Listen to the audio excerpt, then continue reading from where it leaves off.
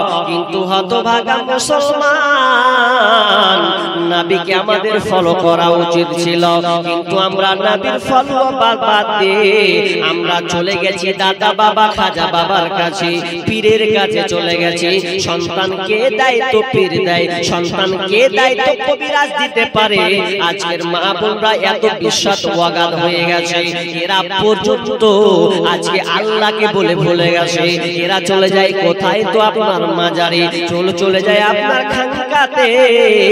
আমাদের আপনার মুর্শিদাবাদের পাশে একটা ডিস্ট্রিক্ট আছে পার্শ্ববর্তী, তার নাম হচ্ছে বীরভূম। সেই বীরভূম ডিস্ট্রিক্টে পাথর চাপড়ি আছে।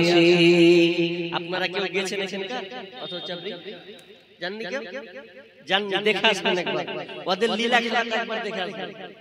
পাথর চাপড়ি আমাদের বেশিরভাগ অধিকার সব যায়, মানে বাঘ ছেলে হয় না তো এখন কি করবে বলে দিয়েছে, আগে বুবু যাবি গে পাথর চাপড়ি যা ছেলে পাবি, আর বহুকে দেখতে এলে বাবু তো বলছে তোর বহু পেলে আমি পাবো না। মানে আল্লাহর প্রতি বিশ্বাসটা নাই। এবারও চলে গেছে সন্তান চাইতে। সন্তান কিভাবে চাই? সন্তান চাই কিভাবে ওরা জানেন? আপনাদের ক্যাপাসিটি, একটা ছেলে দেহের বাবা মিনতি করি তোর দরবারে, একটা ছেলে দেহের বাবা মিনতি করি তোর দরবারে, যদি মরা পাতা পরে গাউসের উপরে, যদি মরা পাতা পরে গাউসের উপরে, ছেলে হবে ঠিকই সেজে যাবে মরে, যদি জিন্দা পাতা পরে গাউসের উপরে, যদি টাটকা পাতা পরে গাউসের উপরে, ছেলে হবে রে বাবা যাবে বেঁচে। আর এদিকে বলছে হায় আহারে হায় আহারে, আর ঠাকুর বলে বলছে মানে তাল মিলাচ্ছে ওরা, আর এদিকে বক্স ঝুলিয়ে বাজছে, আর এদিকে ওরা তাল মিলাচ্ছে। কি হবে? তো বাবার কাছে এসেছো সন্তান দেবে। কি ওখানে এত শিরক যুক্ত কথা বলা হয় যা বলার নয়। বলছে পানির নিচে বাতি জ্বলে, ফু দিলে তা নিভে না, পানির নিচে বাতি জ্বলে, ফু দিলে তা নিভে না, আরে খাজার নামে জিকির করলে নামাজ রোজা লাগে না। এই তো বুঝে শালা এরকম ভালো জায়গা পেয়েছি, আর কোথায় যাব? নামাজ রোজা কিছু লাগবে না, একবার যাব আর চলে যাব, তাহলে তো সাকসেস হয়ে গেল। দরকার নাই ভন্ডামো ভন্ডামো ভন্ডামো, ওখানে সন্তান দিতে পারেন না।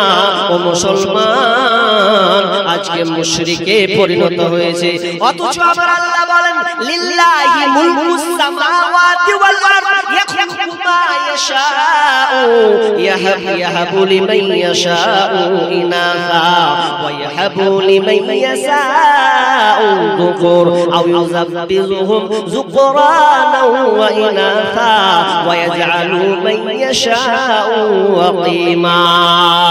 আল্লাহ সুবহানাহু ওয়া তাআলা বলেন এটা আমার কন্ট্রোলে, এটা আমার হাতে, আমার হাতে হাতে রাজত্ব রয়েছে। আমি আল্লাহ যেটা চাই সেটাই হয়, যেটা চাই সেটাই হয়, আমার যেটা ইচ্ছা হবে সেটাই হবে। ইয়াখলুকু মা ইয়াশাউ, আল্লাহ সুবহানাহু ওয়া তাআলা বলেন আমি যাকে ইচ্ছা সম্পূর্ণ সন্তান দান করি, আবার যাকে ইচ্ছা আমি পুত্র সন্তান দান করি। তারপরে আমার আল্লাহ বলেন কাউকে আবার পুত্র কন্যা দুটাই দান করি। ওয়া ইয়াজআলু মান ইয়াশাউ ওয়াকিমা, আল্লাহ তারপরে বলেন আবার অনেককে আমি বাঝা বানিয়ে দিই। তোর পৃথিবীর যত খাজা বাবা দাদা বাবা আছে, আমি আল্লাহ যতক্ষণ পর্যন্ত সন্তান দেব না, তোর পৃথিবীর কারো ক্ষমতা নাই যে সন্তান পৃথিবীতে দিতে পারে। এই জন্য নবী আল্লাহর কাছে বলছেন রব্বি হাবলি মিনাস সালিহিন, ও দয়াল মাবুদ রে, হে আমার রব তুমি আমাকে একটা নেক সন্তান দান করো। ফাবাশশারনাহু বিগুলামিন হালিম, আল্লাহ সুবহানাহু ওয়া তাআলা তাকে একটি নেক সন্তান দিলেন, নেক সন্তান ধৈর্যশীল সন্তান দান করলেন, যার নাম হচ্ছে ইসমাঈল আলাইহিস সালাম। 86 বছর বয়সে বেটা পেয়েছে, তো একটা কলজা বড় হবে না গো? এই তো কলজা বড় হবে যে বুড়া বয়সে আমাকে আল্লাহ ছেলে দিলে রে, তো কলজা তো এমনিতেই বড় হবে। এই যখন কলজা বড় হয়ে গেছে আল্লাহর ওয়াদা, এখন তুমি কাবা নির্মাণ করো। ছেলে বড় হয়েছে, একটু বালেগ হয়েছে, আর যৌবনে মানে দৌড়াতে শিখেছে।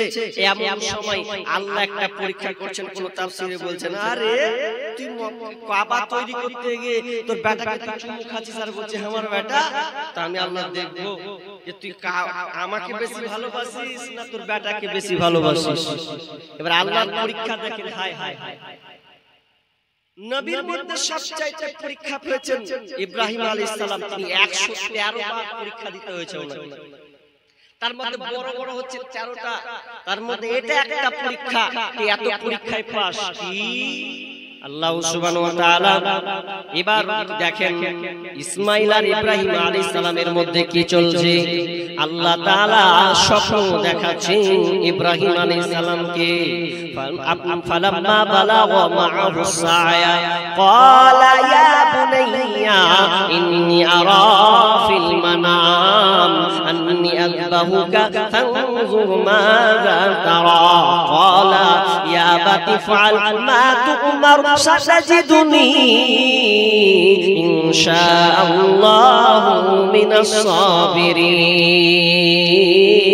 কত বড় পরীক্ষা! সন্তানকে কুরবানি দিতে হবে।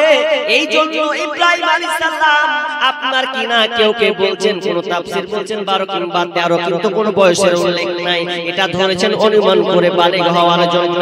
তো সন্তানকে বলছে মিনাতে নিয়ে গিয়ে সন্তানকে বলছে, বেটা হে আমার পুত্র কলিজার টুকরা, ক্বালা ইয়া বুনাইয়া ইন্নী আরা ফিল মানাম আন্নী আযবাহুকা ফানজুর মাযা তারা।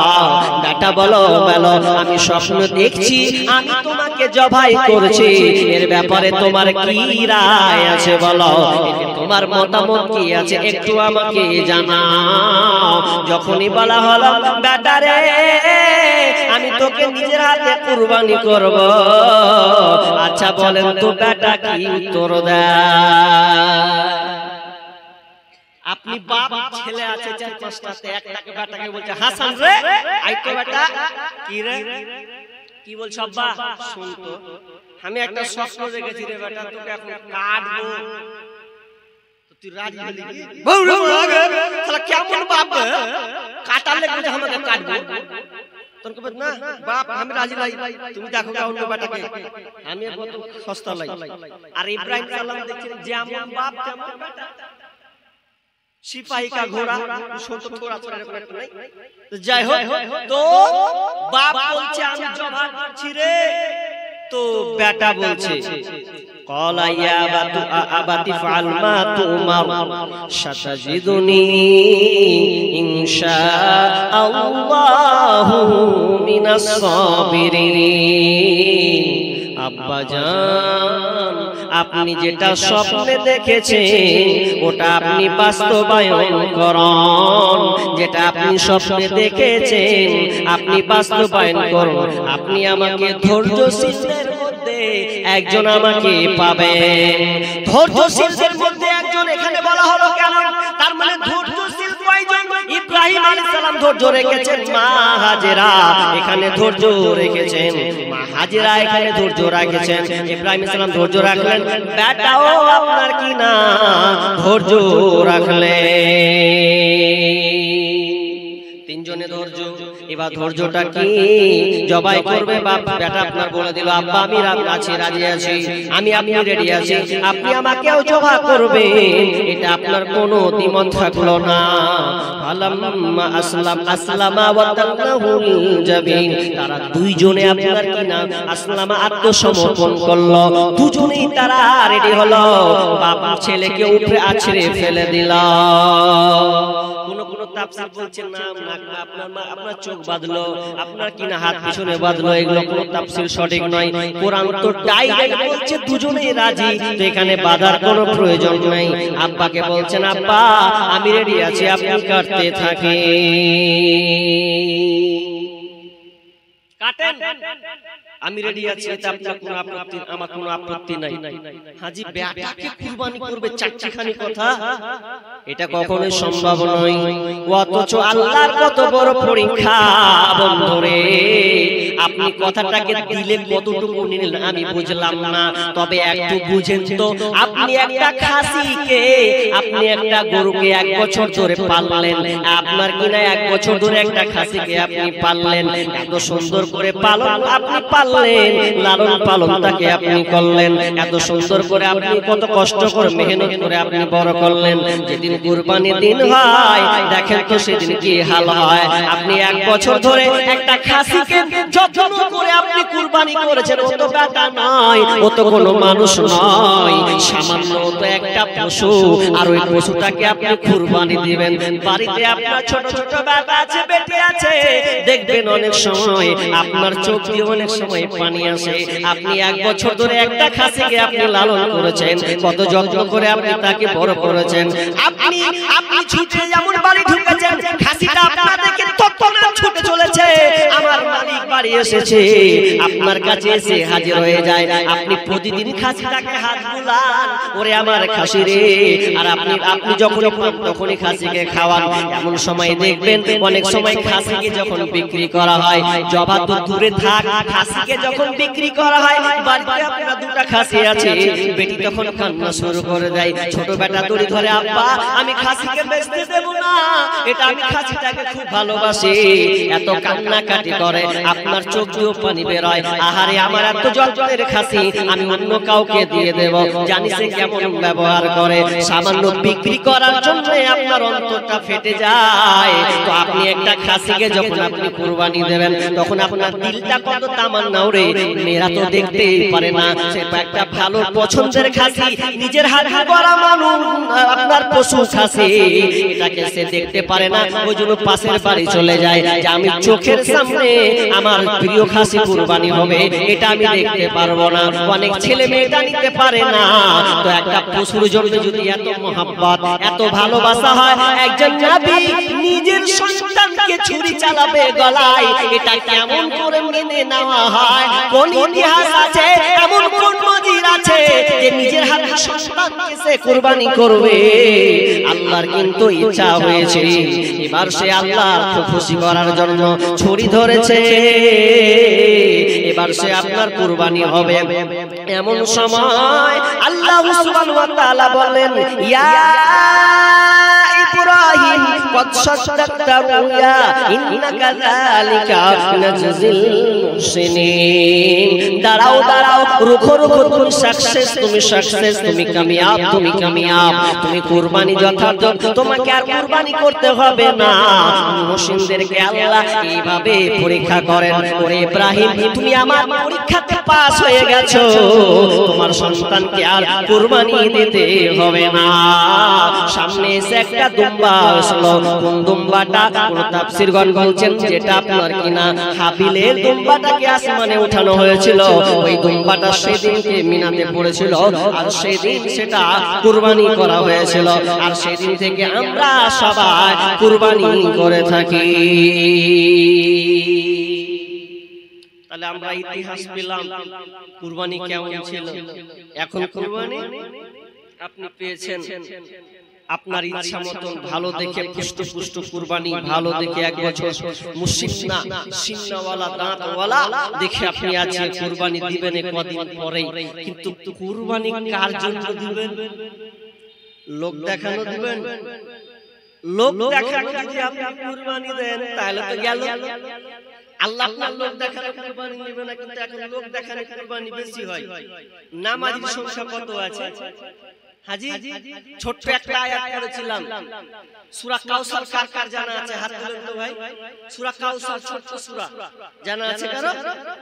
মাত্র 3টা লোকের, বাকি আপনারা জানেন না, মানে জানেন না, হাত জিজ্ঞেস করতে লাগে নাকি?